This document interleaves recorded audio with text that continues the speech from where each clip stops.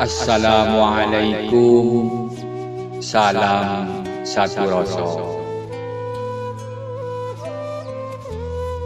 Mengenal Allah melalui Allah.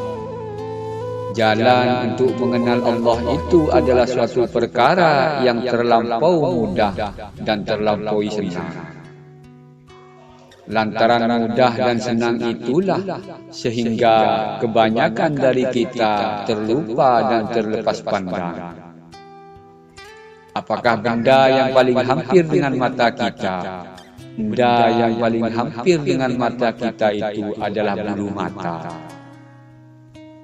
Kenapa tidak boleh kita nampak untuk melihat bulu mata? Sebab bulu mata itu adalah perkara yang paling hampir. Begitu juga dengan Allah Subhanahu wa Ta'ala. Kenapa sampai kita tidak dapat untuk melihat Allah Subhanahu wa Ta'ala? Kita tidak dapat untuk melihat Allah Subhanahu wa Ta'ala adalah kerana jarak kedudukannya Allah dengan kita itu adalah teramat sangat hampir dan teramat sangat dekat, sebagaimana hampir dan dekatnya bulu mata dengan mata, sehingga kebanyakan dari kita terlepas pandang.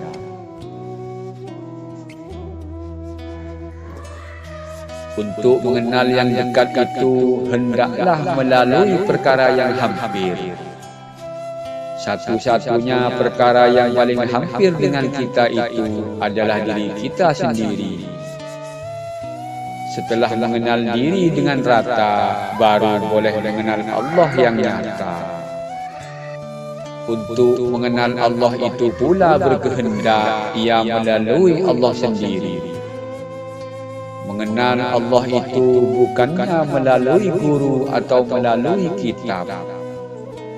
Allah akan nampak atau memurniakan kefahaman ilmunya kepada sesiapa yang dikehendakinya.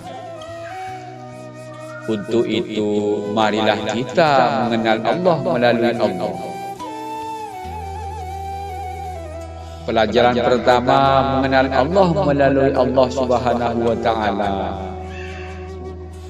Saudaraku dan saudariku yang dirahmati Allah sekalian, saya harap sangat-sangat agar dapat kiranya saudaraku baca risalah ini dengan sangat cermat dan berhati-hati. Hendaklah sekalian semua tahu bahawa seseorang guru itu tidak akan sekali-kali dapat mengajar atau membimbing kita untuk mengenal Allah Subhanahu wa Ta'ala. Sehebat mana sekalipun mereka sebagai guru agama, ilmu mereka tidak akan sekali-kali dapat sampai kepada tahap mengenal Allah Subhanahu wa Ta'ala. Mengenal Allah itu bukan milik makhluk. Mengenal Allah itu adalah milik Allah itu sendiri. Ilmu mengenal Allah itu pembelajarannya hendaklah melalui Allah itu sendiri.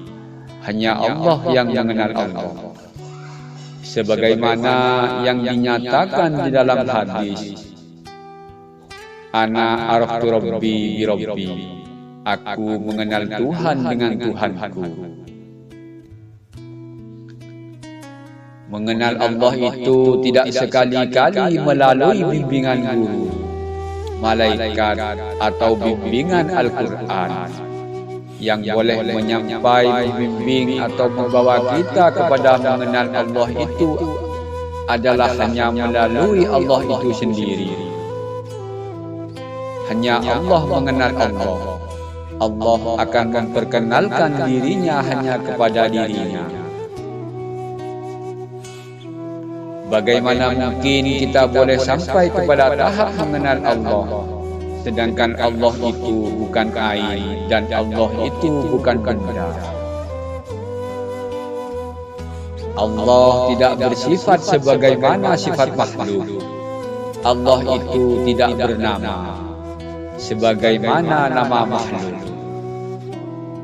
Mana mungkin kita dapat mengenal Allah Subhanahu wa Ta'ala, sedangkan Allah itu bersifat dengan sifat laisa kamitslihi syai'un. Allah itu bersifat bersalahan dengan sifat yang baharu.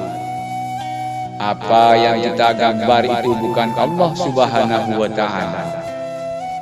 Apa yang kita kenang-kenangkan itu bukan Allah Subhanahu wa Ta'ala.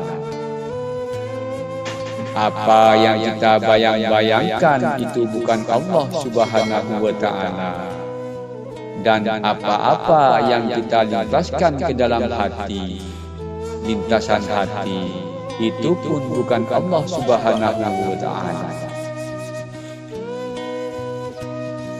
Di kiri, kanan, depan, belakang, tengah, tepi, dalam, luar, jauh, dekat, hitam, putih, bulat atau persegi, itu bukan Allah Subhanahu wa Ta'ala.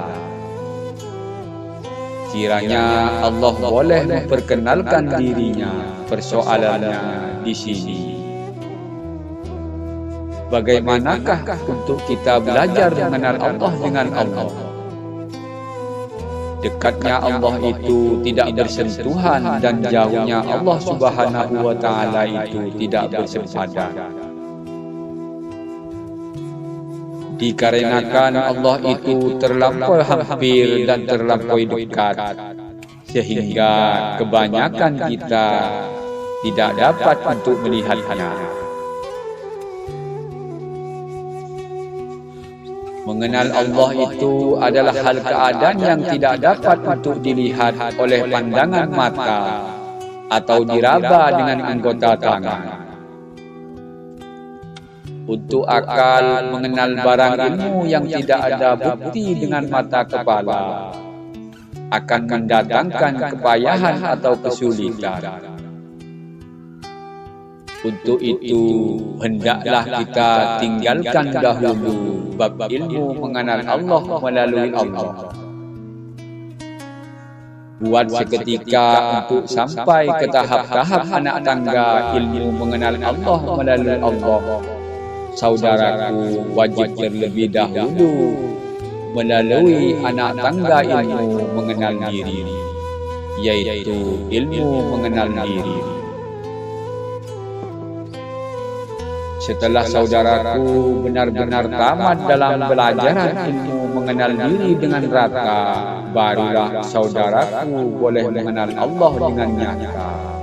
Untuk itu, mari saya bawa saudaraku mengembara ke alam ilmu mengenal Allah melalui diri. InsyaAllah saya kaji sesi ke depannya. Amin, Allahumma amin. Ilahi anta maksudi wa ridhoka matlubi. A'tini mahabbataka wa ma'rifataka ya dzal jalali wal ikram.